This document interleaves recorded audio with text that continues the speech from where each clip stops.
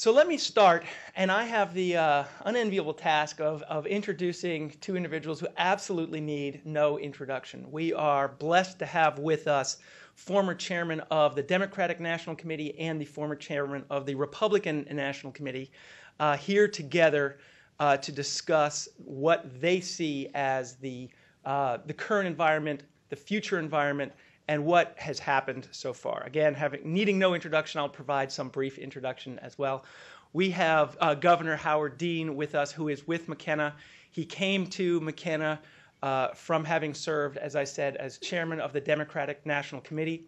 He is known to all as having served as governor of Vermont for, I believe, 12 years. Before that, as lieutenant governor. Before that, as a citizen physician legislator in Virginia. He is clearly well known for having reestablished and invigorated the fundraising process, the establishment of a 50-state strategy in which the parties do not simply pick and choose which states they think they want to compete in, but force the other side to be either on offense or defense throughout the entire country. And Chairman Dean is well regarded as the author of that strategy. We're also very fortunate to have with us Chairman Michael Steele, who comes from the Republican National Committee, was known also as the chairman of GOPAC, and prior to that as lieutenant governor of Maryland. He ran for Senate, and one of my lasting memories that I use many times in discussing the issues of election law is Chairman Steele's, one of his first advertisements back in the days when you didn't have Citizens United and you couldn't use corporate money to directly attack or promote candidates. The way that everyone would do that was they would have these sort of sham issue ads where they would say, well, you know, we all need to look at this environment or this issue and call your senator and tell them you need to tell them. And those are just disguised direct advocacy ads. Well, Chairman Steele knew that this was coming. His first ad as he was running for Senate, he's holding a little puppy up and he says, I'm Chairman Michael Steele, I'm running for Senate, and I want you to know I love puppies. And he held up this puppy, and I remember that ad, and it's very appropriate, and we'll talk about it later because those were the days where you had to inoculate yourself against issue advocacy that was disguised as some direct advocacy. So without further ado, let me bring to our panel our two chairmen who are going to engage in a discussion. And again, after they've had their opportunity to discuss, please don't hesitate to ask questions. Thank you very much, both of you, for being here. I really appreciate it. Thank you very much. And Governor, I guess I'll turn it over to you to start if you will. Well, the puppy ad is a very timely way to get into this because, of course, you're going to see Governor Romney's dog on the roof of his car driving 400 miles or whatever it was. Well, that ad will be out shortly, sponsored by the ASPCA, no doubt. So we're going to actually try to talk Michael and I are going to try to talk very briefly, and then so we can have plenty of time for discussion and question. Questions about the race, the he said, she said, are very much in bounds if anybody wants to talk about it. I'm not probably going to address that too much in the remarks. So Citizens United, this is one of the, usually I have a pretty good sense of where things are going, and this is one I was totally wrong about. When the Citizens United decision came down, I thought it was a terrible decision, but I didn't think it was going to have a big impact. Because I actually thought that corporations weren't going to give money because they were going to get in trouble, like the guy who wrote a check who was the head of Target to somebody out in Minnesota, and I forgot who the check was to, but it was a very controversial candidate, and there was a big boycott Target thing on the internet, and he mea culpa, and they didn't do that anymore. So I figured that would be the break. I was wrong. The hundreds and millions of dollars is just astonishing what has happened. And so there is going to be a hell of a lot of money in this race. The irony of this, of course, is the first victim was Newt Gingrich. What happened to him in Iowa was just astonishing. Started out but ended up as the front runner before I collapsed in the last week. I was actually the victim of a small PAC put together by John Kerry, Wes Clark, Joe Lieberman, and Dick Gephardt, and run by none other than Robert Gibbs. But it was, they raised, $1 million to tell everybody I was the same as Osama bin Laden. What Gingrich had to go through was incredible. And he went out there leading in the polls, and he just got absolutely savaged. And he had no money, so he couldn't fight back. And I just looked at that and I just went, wow, I guess the Republicans are going to find that this isn't such a great thing that they thought it was. Now, the law is the law. I actually think there's nothing in the law that says a corporation is a person. That I think is made up law by the 5 justices that wrote that voted for it, and I think it'll be changed. I think eventually we'll have a different Supreme Court, and the Supreme Court will not allow this kind of stuff anymore. But until it is changed, there is no legislative remedy. This is a constitutional decision, and so we're all going to have to live with it. And I think they're going to be. Stefan and I were talking about this yesterday, sort of in preparation for this conference. And I still advise, and even without the Citizens United decision, I've advised a lot of clients in the industries that I usually end up working with, which are mostly healthcare industries, not to give any money to either side. Or if you do, give it to both sides. Because politicians really don't know much about the issues. They really don't. But believe me, they remember who gave money. And they remember those ads. They can remember the ads. I can remember the ads that they ran against me, not in the presidential race, but in my first governor's race, and that was almost 20 years ago. You never forget that stuff. And you may have we do a lot of work in the biotech industry, and we have a hard time differentiating in people's minds biotech from pharma. But they remember the ads, and they remember who was on whose side and who wasn't. And it makes a big difference. Many of you are in that end of the business. You know how hard it is to get in to see some people, and especially if you've been an active contributor to an ad that ended up really inflaming the election or insulting someone or so forth. So politicians are thin-skinned. They have incredibly long memories. And I think at this particular junction, what I think most of us agree is an insane political environment in terms of actually getting anything done for the country. I actually recommend don't play at all. But that's not really good advice for all corporations. Some have to. And some are only going to be supported by one side. It doesn't make any difference if they do anything for the other side because they're not going to get their support anyway. So there are exceptions, and I think that's what this is really about, is to try to figure out when you should contribute, when you shouldn't. And the most important thing, and McKenna Long's been doing this for a long time, is the compliance piece. You do not want to get yourself in trouble, and it is really easy to do it. And there are law firms that I'm aware of that are for candidates that keep you out of trouble, keep candidates current with the FEC law.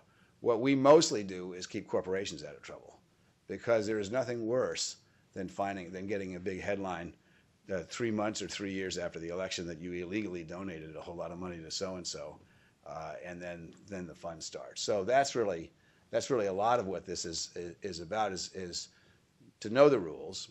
Whether I think the rules are good rules or not is irrelevant until the court changes them, and they are going to be. That's what the law of the land is going to be. And to know the rules, and to do what's in your best interest as a corporation, and be sure that you're in compliance at all times. So with that, I'm going to sit down and turn this over to Chairman Steele, and then I'm sure we'd be happy to answer questions about President Obama's victory in November at any time.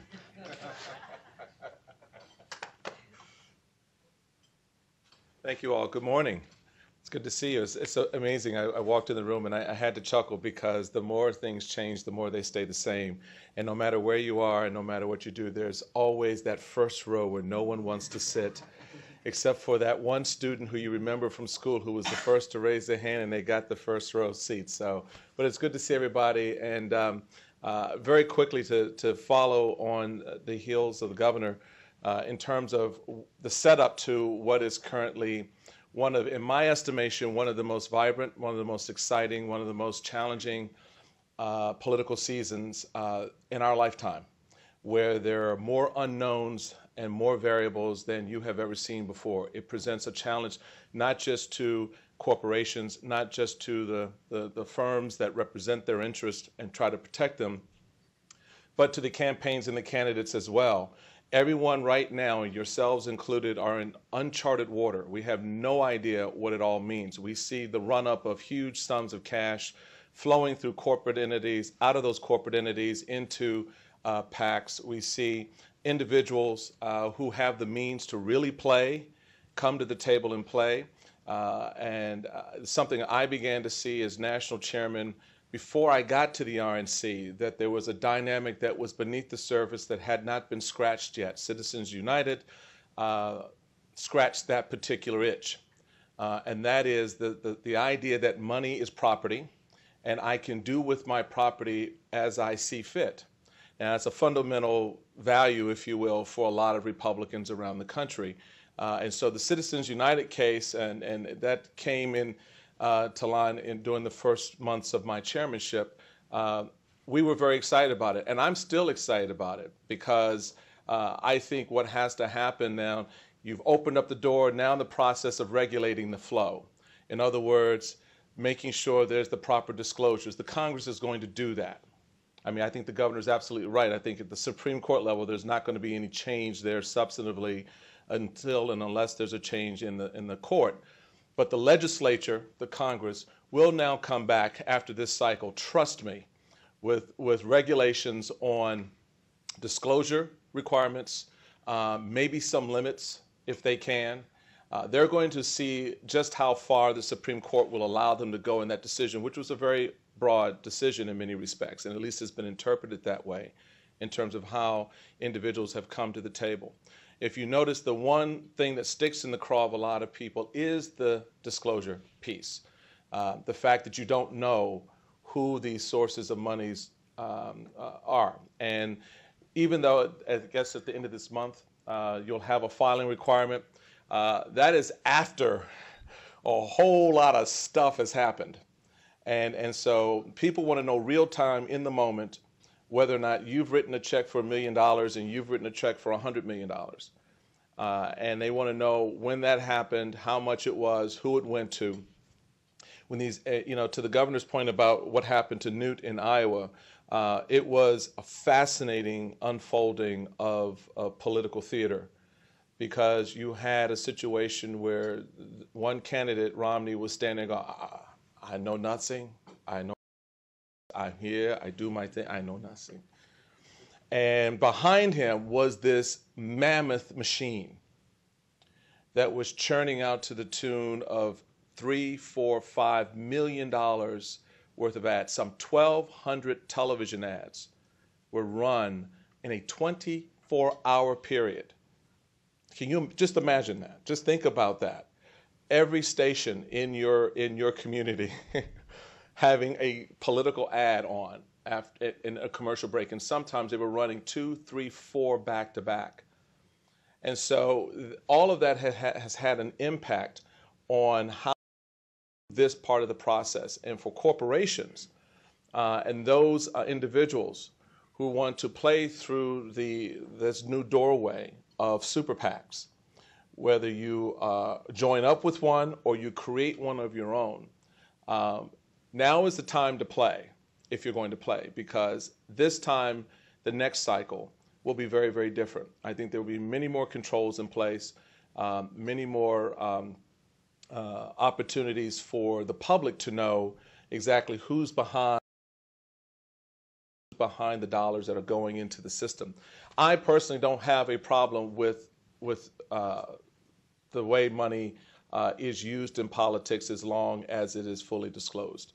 I love the Virginia model, for example. You don't hear of extreme problems in the state of Virginia because they have a system that you write a check, within 24 hours it is fully disclosed. Everyone knows who you are, what your business is, the amount you gave. It's up on the internet, it's in the Washington Post.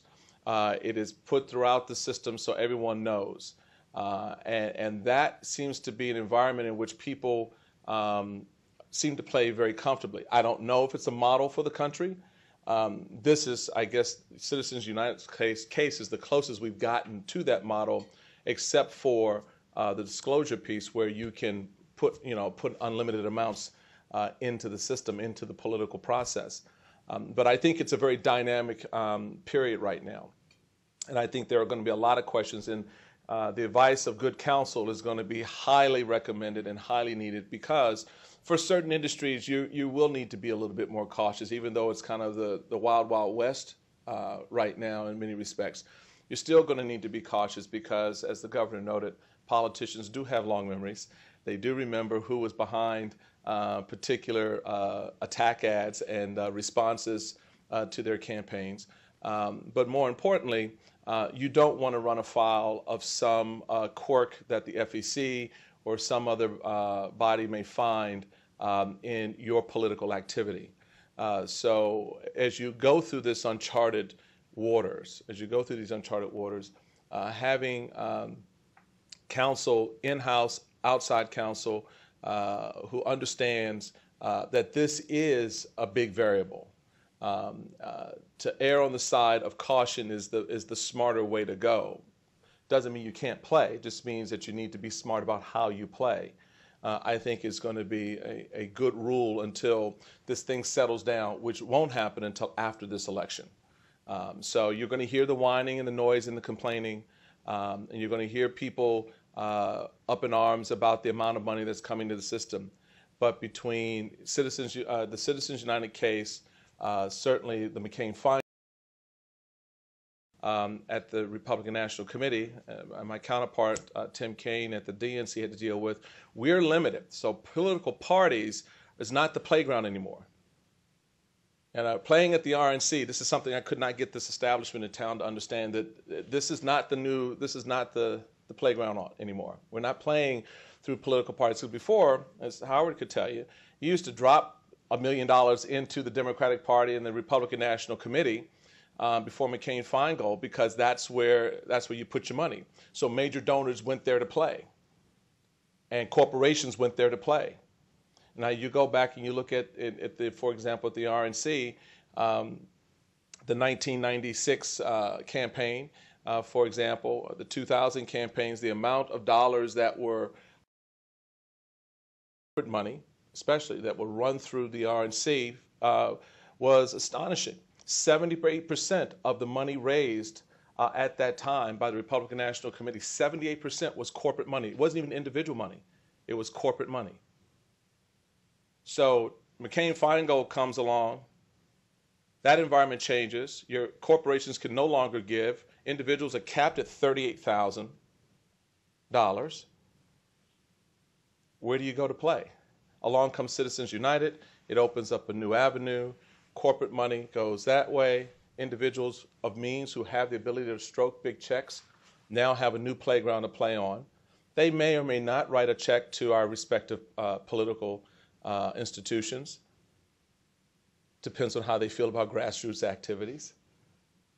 But this money is for TV. This money is for issue advocacy. And so the dynamic politically has changed for individuals and corporations to use this new backdrop to advance their particular interests as well. But again, you raise the caution flags because you don't know what you don't know yet, and you don't understand fully. We don't what and how this is going to get played out longer term. So you see some folks taking advantage, dumping a lot of cash in early. Others are, as was noted, sitting back a little bit, aren't necessarily coming to play, and if they do, they'll play on both sides. I'll give 100,000 here, 200,000 there. But however you decide to play in this, just know that you're going to need someone to hold your hand through it, because it is uncharted. It is not very clear exactly what it all means. The United States Congress, in fact, knowing those birds as I do, will come back and start to regulate this form of speech by corporations. And then we'll probably get a little bit more clarity going into future off-year elections, the 2014 congressional races, for example, and certainly by the 2016 presidential race, we'll have a better clarity of where we are. One last piece, there's still some outstanding challenges, Stefan, if I'm not mistaken, to the McCain-Feingold law that are out there. I know we had brought a number of suits when I was chairman. One of them was not accepted by the court, unfortunately. It was the companion piece to Citizens United on behalf of state parties and the national parties to get some of that money to come back through our organizations so that we could put the ground games and the effective hand-to-hand combat you need on Election Day. Supreme Court rejected that request for review, and Citizens United case stands there by itself. I suspect that there will probably be some future challenges to McCain-Feingold to try to get the political parties back in position so the dollars can flow back to those parties, which is where I think they should be anyway. I think the dollars should come through the political organizations because there, those opportunities for clarity and disclosure are a lot greater because the rules are a lot tighter. So that's just a quick thumbnail, and we'll be happy to throw it open for Q&A. Well, I'm actually going to start this off, and I'll give you the perspective. I'm not sure if this is going to stay on. The perspective from the Gingrich bunker, as we're, I believe, as of December 13th, we were 10 points up in New Hampshire. I believe almost 15 up in Iowa as of December 15th. Oh, thank you. And it was at that point that the super PAC money bomb hit, and literally to, I believe it was Governor Dean's point, 40% of every advertisement run in Iowa, not political advertisement, 40% of every ad that was run in Iowa in those next 2 weeks were a negative ad about Newt Gingrich. I mean, think about that. 40%, every other ad you watch. There were 5 direct mail pieces hitting every mailbox every day during the next 2 weeks that were negative ads. The idea that that did not change the dynamic of the political race, I think that it had a dramatic impact. And so the question that I have for both of you is, do you think that where we are now, that the nature of politics has actually fundamentally changed, or do you think that this is simply an extension of politics as usual, just being played as by different means? I'll jump on that one. I think the nature of politics is changing. I think that there is a inherent restlessness among advocacy groups out there and individuals who feel very strongly that their voice has been lost in translation. I think this whole push that we've seen, starting with the Tea Party movement and the Occupy Wall Street and others, is an example of that. I think from a corporate side, a money interest side, this opens up a whole new door for them to play. The difference between Iowa for Newt in 2012, and what Iowa would have been for Newt in 2008 is that whole Citizens United component for him. In other words, he did not have in place by that time the structure to respond. The third-party organization ramped up to put the dollars into the race. For Romney, having been in that mix since 2008, his organization was better able to adapt. And I think that's the difference between successful campaigns and failing campaigns going forward, is their ability to adapt to this environment and to anticipate a little bit better the opportunities. You know, you do something until someone says you can't do it anymore. If you have kids, you know that that's the case, right? And it's no different in politics. You're going to do it until someone says.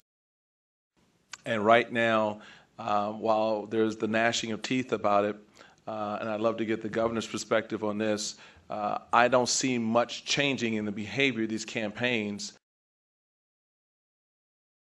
for a blizzard once you have a Republican nominee going up against the President of the United States, who in my estimation has the wherewithal to really do a scorched earth here, given the amount of monies he has, but it won't be enough to save his seat, and he will be packing back to Chicago come January of next year. But having said that, just to respond to my friend here from his earlier point, I think that I think that it has changed, and right now the question is watching who is best able to adapt to this environment. I actually think the country said that the biggest enemy of capitalism is capitalists themselves, and that the financial folks are showing that. And I think that the biggest enemy of democracy are the people who get elected in a democratic way. I disagree with Michael. I don't think Congress is going to do a damn thing about campaign finance reform. The only time they ever had is McCain-Feingold over a series of scandals, and then right after Watergate. I think people like not having to disclose the money, and everybody talks about it.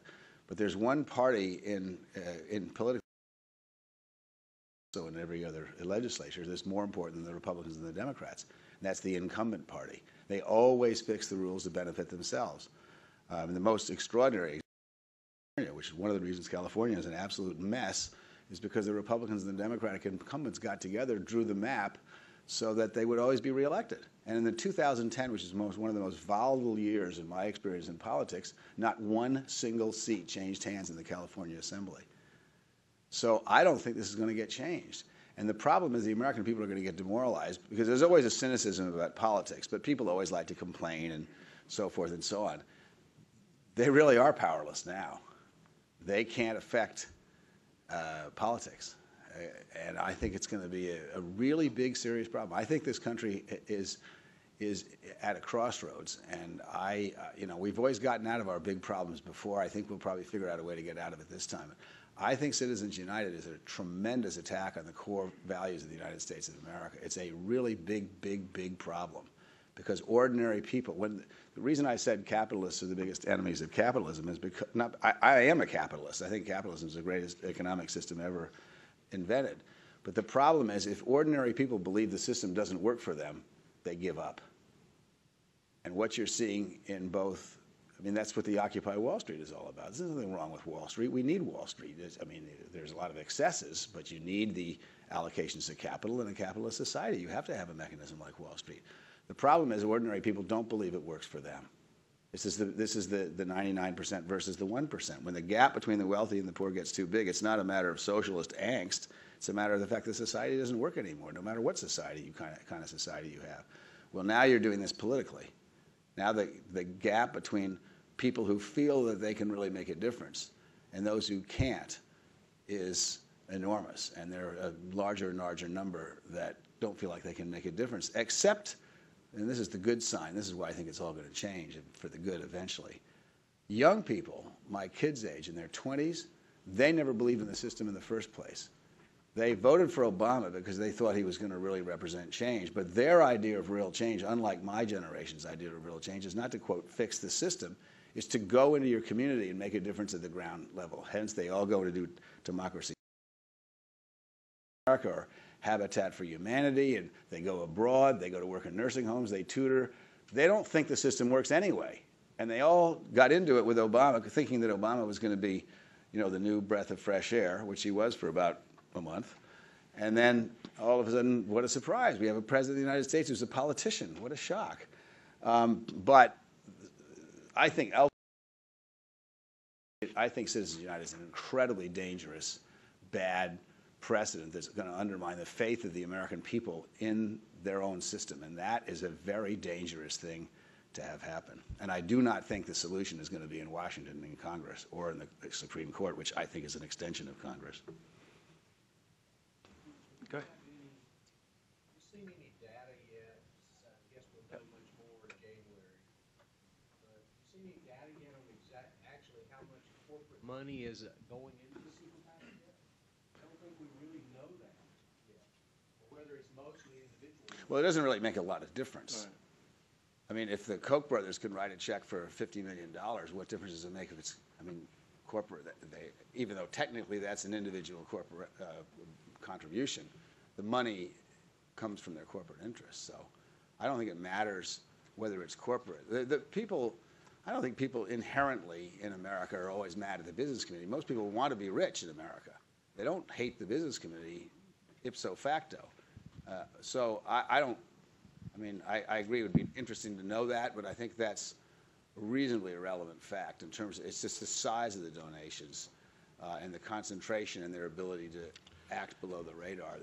I think the problem. That's the problem. One of the key distinctions for me, though, is we've been in this room before. It's just that the room we're in now just looks different from the one that we were in before. Go back to when the McCain-Feingold law came into effect, the president signs it, that's the new reality. You saw, and I give great credit to the Democrats for doing what they did. Again, adapting to the new environment and anticipating. The one thing I will say about a lot of the Republicans that I've had to deal with at the national level is they don't adapt too well.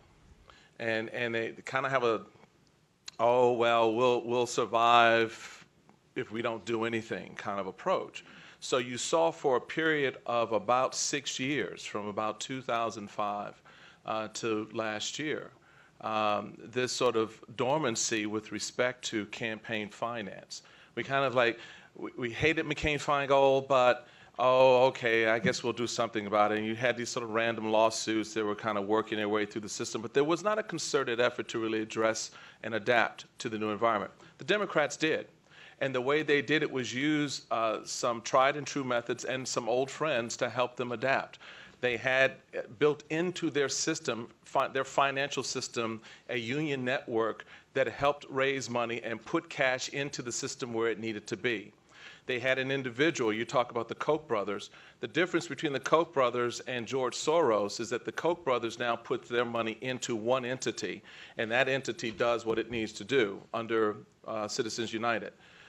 George Soros dispersed his money over an array of institutions and organizations that he created or financially backed that had the same goal and objective. So the reality of it is the money still played the role it needed to play. And whether it was a small organization or a larger organization like MoveOn.org that was financially supported by 1, 2, or 3 heavy hitters, that money still got into the system. It's just that now, with Citizens United, the environment has changed again. It's now a little bit more covered wagon, if you will. You don't really know what's inside the wagon. You don't really know who's inside the wagon. And I don't necessarily have to put it over a large number of I won't say sham organizations, because they weren't. Some of them were very legitimate organizations that did some good things on behalf of Democrats around the country. But they had this network. Republicans didn't have that network. And so now what Republicans have finally awakened to, and I give Karl Rove a lot of props for taking advantage of the opportunity, even though he took away some of my donors from the RNC, but that's another conversation. The reality of it is grabbing those major donors and saying, here's a way for you to be a part of the system now, because we didn't have the kind of built-in network, union support, and other independent organizations that were affiliated with the Democratic philosophy and political process. We now have that means to put dollars out there for issue advocacy and support of candidates that some would argue has leveled the playing field. And you may not like the way this sausage is being made, but this is how the sausage is being made. From my perspective, we're just in a different room. It's the same process is now just moved to a different room, and it's one that the Democrats have played in for, I'd say, rather effectively for quite some time. And that's not, I don't curse them for that. In fact, as chairman, I try to, emulate some of that, whether it was a 50-state strategy, because it was a smart strategy. It was taking the environment you're given, adapting to it, and getting the best and the most out of that environment while you could, whether it was with friends and supporters or with donors or activists, however that environment allowed you to play. The goal in politics is to play. You can't sit there and go, well, all right, well, they're better at this than we are. Howard Dean operated in a way in which he bought strategies that we used as chairman for outreach and grassroots development. When I became chairman, I looked at that 50-state strategy, which was one of the smartest strategies to come along in politics in a generation, quite honestly, hands down. That you're now going to play on in all 50 states and the territories, and guess what? You're going to make your opponents play too. That works for them at that time because they had a built-in network across the country that could support that organization, that new structure financially. Republicans couldn't do that because they didn't have that built-in organization. So when I took on the 50-state strategy, I had to use real hard dollars, $2,500 increments, that I could raise under the law to get $198 million to build that structure, which was a lot tougher because we didn't have it. Citizens United now for 2012 changes that environment a little bit, where you've got these third parties, and candidates may go, I know nothing, but the reality of it is you know a lot, because you've now got a broader network of people out there helping you with your effort. Speak into the mic. Sure.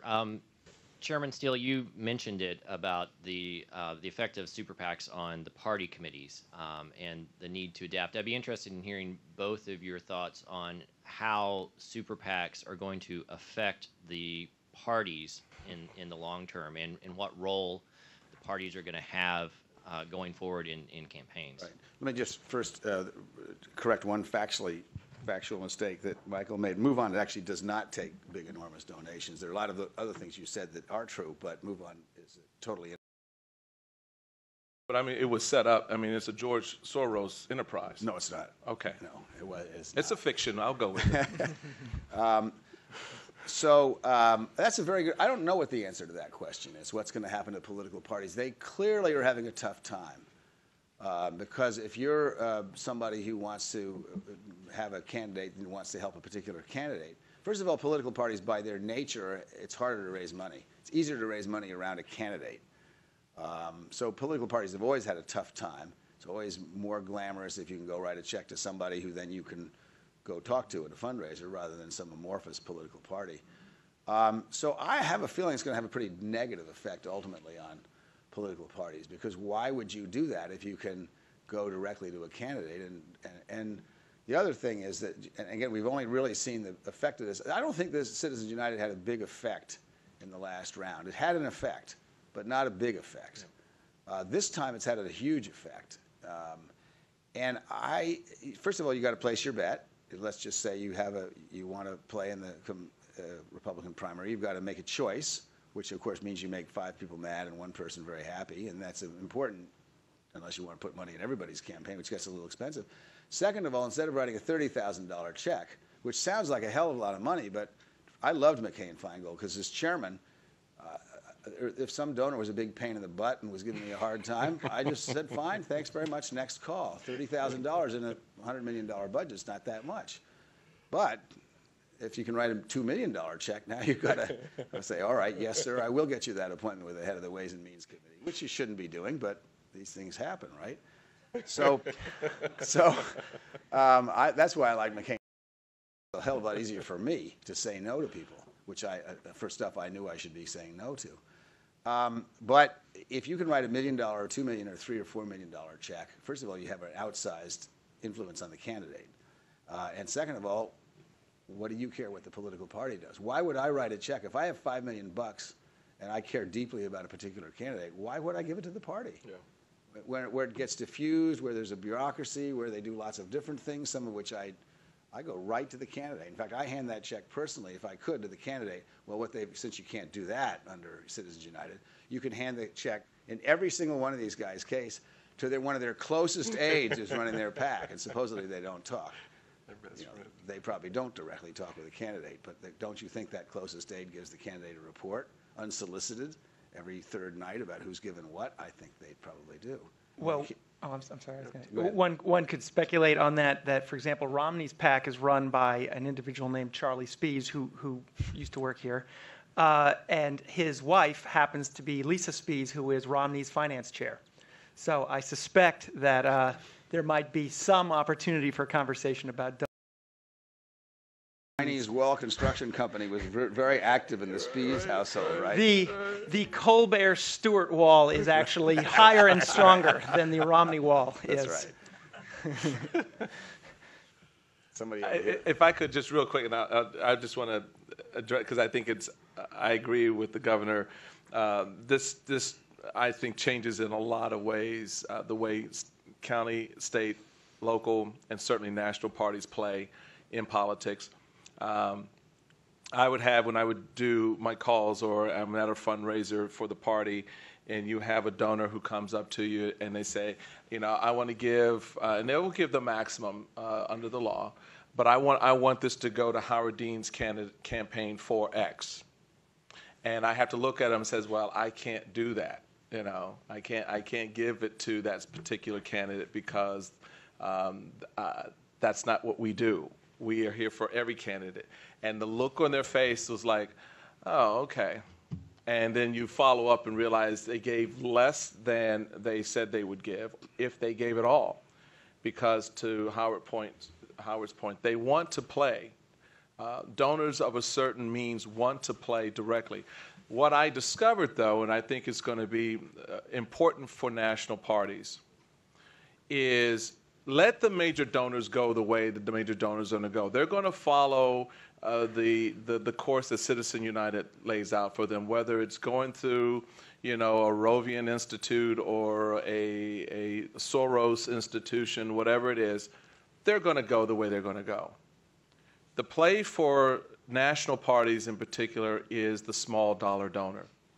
It is the ability to connect directly with people, and you have the greatest example of it is Barack Obama and their political operation, what they did in 2008 and what they're starting to do again here in 2012, in giving an avenue for the guy or gal who is a $10 check writer.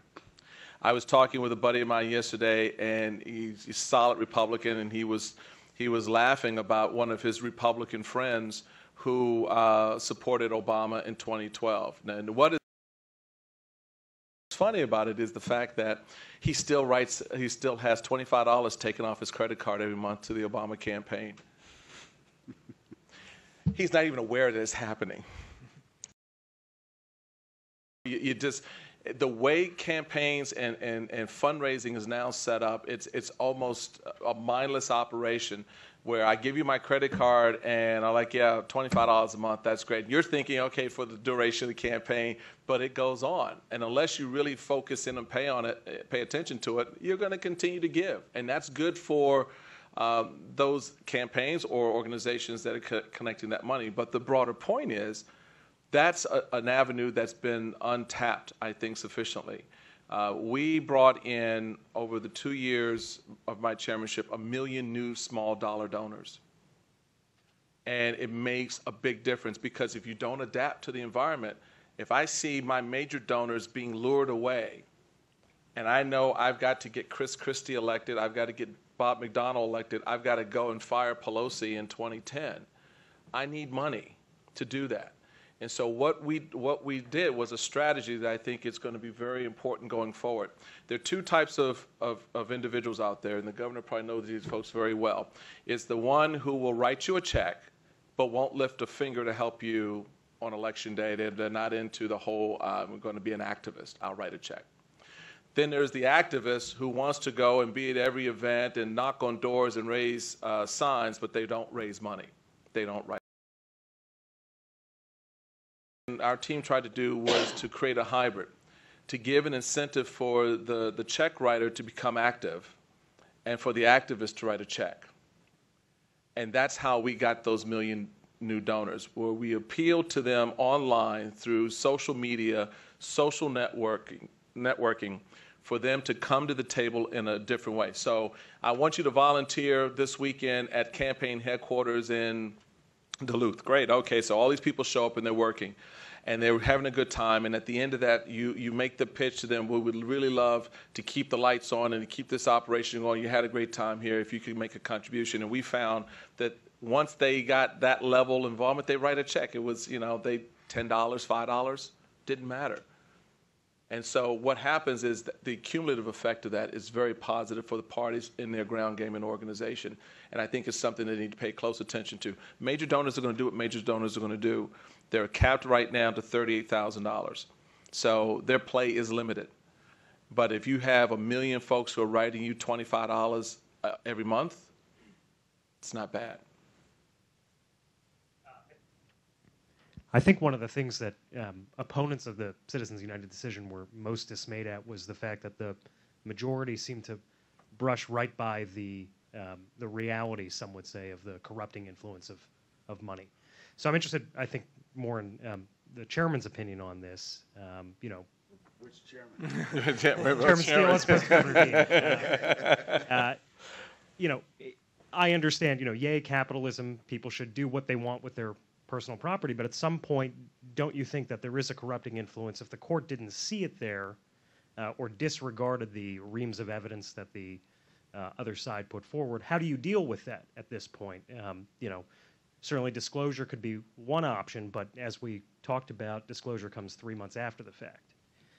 So I'm just interested in your opinion. No, corruption is in the eye of the beholder, to be rather. I mean, unless it's obvious and blatant, kind of illegal activity. But if you're ticked off because my company can write $1 million check to a PAC, that's not, in my estimation, corrupting. But to your point, I don't know if it's the role of the court to decide what is corrupting or not. Their role is to decide what's legal and constitutional and what can be done under the law. The corruption influence that's the regulatory process. That's where our legislators and others come in to decide how to regulate behavior so that it does not become corrupting or you uncorrupted if it has. And that's why I made the point that given the outcry right now, I think that our legislators, I do agree with the governor that / chairman, that there will be a hesitancy after the fact and people may just kind of yawn and try to move on to something else. But I think that there's going to be a movement, if you will, to somehow fix or correct this market that we currently have for campaign finance with respect to Citizens United. And I'm fine with that. I mean, we hire these folks to look at this stuff. We have our courts to make sure that everyone stays within the constitutional framework. You may disagree or agree with the court's ruling and decision, and I think our checks and balances allows our legislator, our Congress to come back and say, all right, if that's the limit that you've set, and it may be a very broad limit, let's try to narrow the behavior within those limits.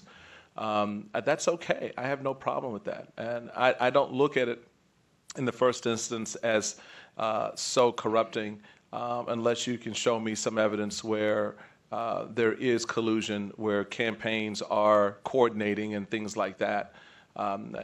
That may be, but until I can see it, I can't assume it necessarily negatively, and the only thing I can do if I do assume it is to begin to regulate it, which I think is what you're going to see. I think that's the only recourse Congress has left. But Governor, you disagree with that? I think I do a lot of work in other countries because I'm on the board of the National Democratic Institute teaching democracy, and I had a very uncomfortable moment. I think I was in Kosovo, where somebody was complaining that some guy with a lot of money, some business oligarch type, gave a couple of $1 million to some party, and then the person who won was passing all this stuff they liked. And I said, well, I hate to say that, but that's legal in our country. It's a problem. It may or may not be corrupting, but it's the appearance of impropriety that's the problem in campaign financing. I don't believe that most politicians actually say, oh yeah, bring this guy in here so he can do anything he wants. I don't think that really, there's a few, of course, but I don't think most people do that. But it's the appearance to the losing side. What they say about the court system is, the ideal court system is that you want to have the losing side feel that even if they didn't win, they were heard fairly. Well, people don't. They believe it even less right now. So I think from an optics point of view, it's also awful. I mean, maybe it's corrupt and maybe it isn't. You can call it what you want. We call it corrupt in other countries, except the difference is the money doesn't go right into the pockets of the politicians, and that is a significant difference.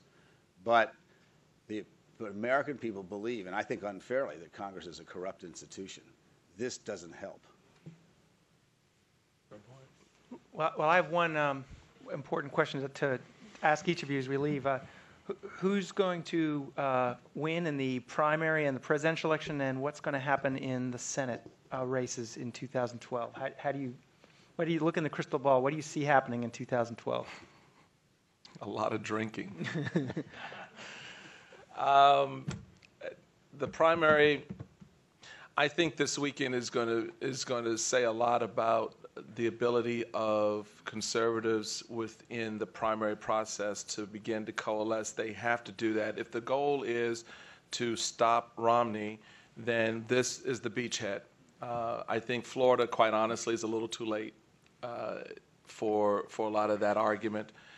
So I'm looking to see what Newt and Santorum in particular, those two, are able to do. The X factor is Ron Paul. Ron Paul is going to be in this thing regardless, and he's positioning, in my estimation, for not just a moment to speak at the national convention, which he'll get, but to have some influence with respect to particularly some of his economic views, because his foreign policy views, no way in heaven they're going to make it onto the platform. But his economic views likely will be part and parcel of what the new platform looks like coming out of 2012. And so I think he's going to continue to amass delegates. The way we set up the system is proportional voting throughout this process, which I think is a beautiful thing because it allows everyone. This race, if we did not have the current system in place, folks, would have been over in December, if not before. Because Romney had the institutional support, he had the money, he had the organization on the ground, and all that was left was the voting.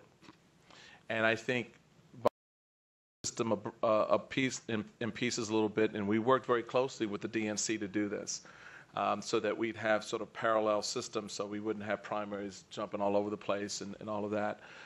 Showed that we can cooperate and we all can get along when it matters. But I think that has opened up an opportunity for individuals like Newt, who do not have a lot of hard cash available to them, to have the platform to make the case. And as we've seen in this campaign, it makes a difference. It drives the numbers and it has an impact. I think this is the beachhead this weekend, and it's going to be fascinating to see what happens. I still believe in the fall, the President of the United States has a case to make to the American people that's going to be very difficult for him to make.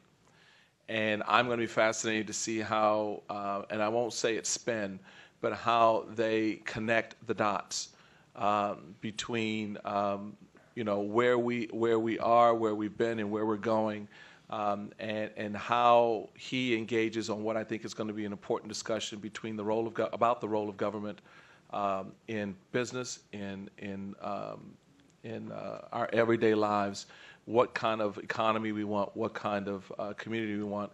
And I think the Republicans, if they get their collective act together and they adapt to this new environment the right way, can make the case and can prevail. The Senate is the play.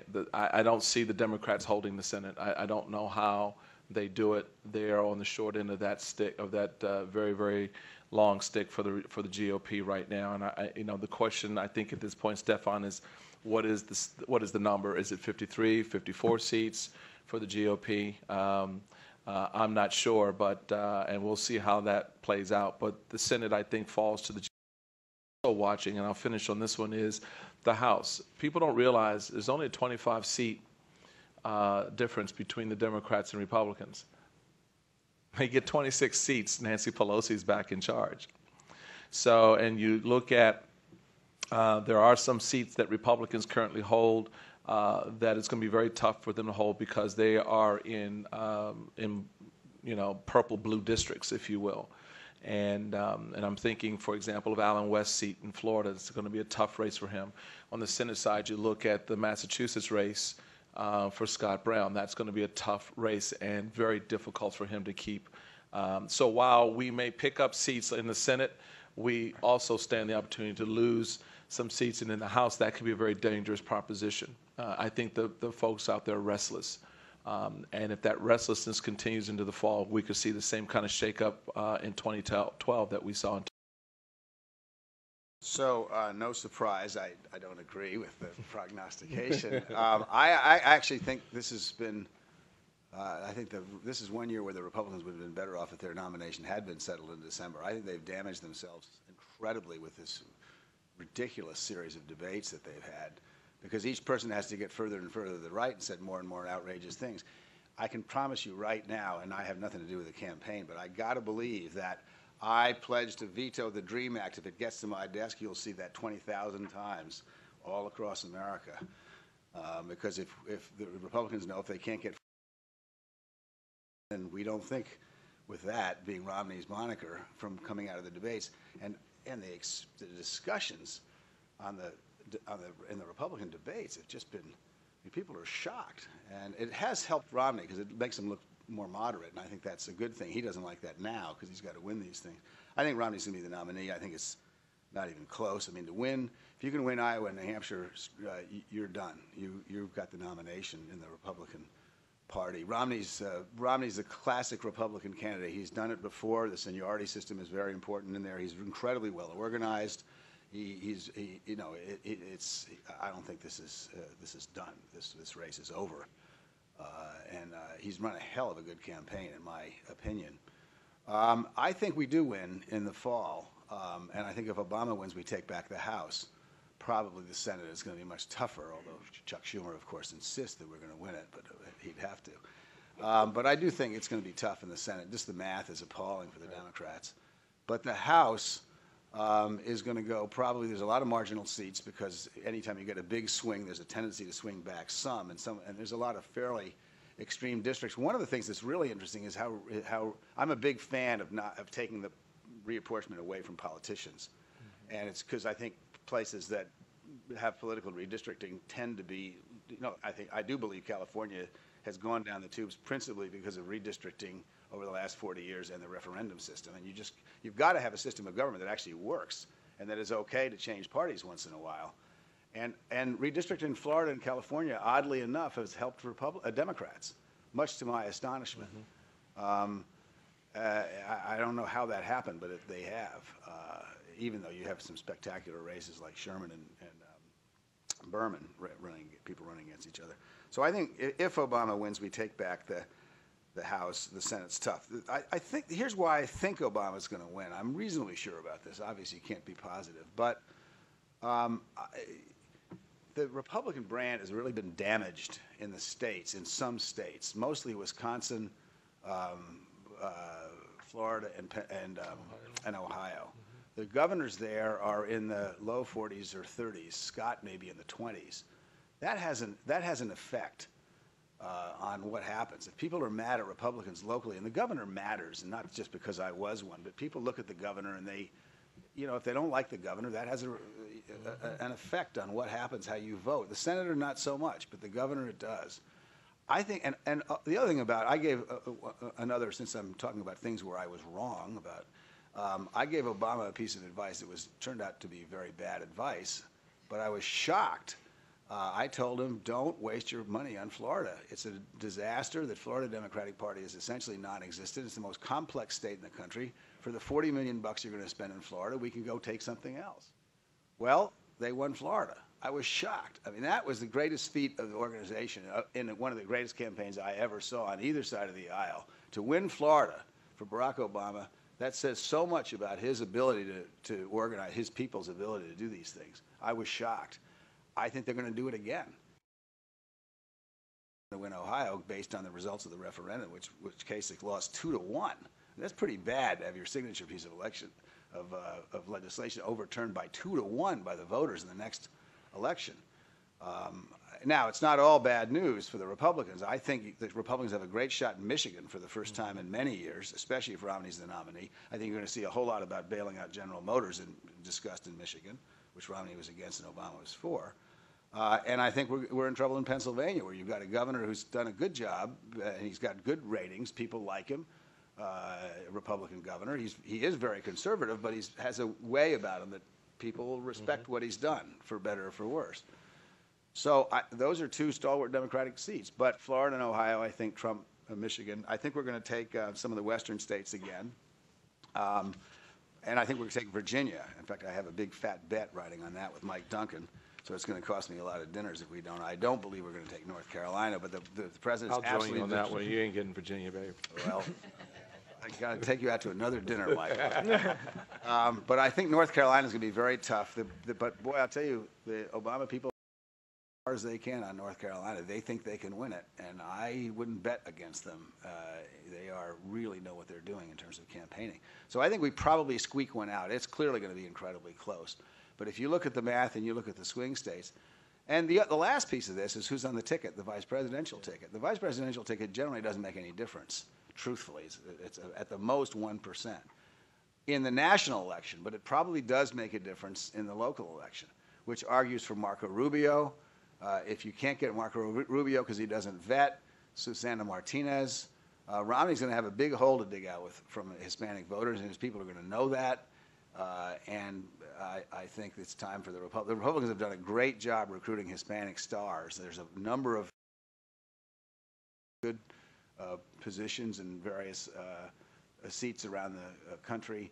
And even though most Hispanics do not vote for Republicans, it matters. And you put a Hispanic on the ticket, and I think that's a big plus for Romney's. While Romney's is very, very good, Obama's is better.